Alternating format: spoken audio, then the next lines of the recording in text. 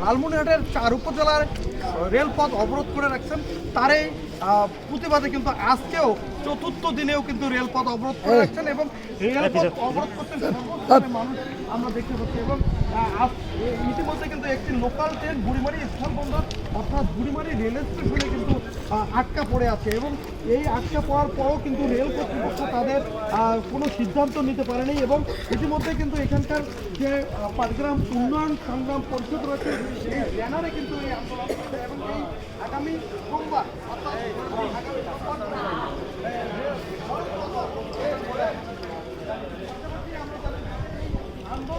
মিছিল দিতে হবে তো মিছিলে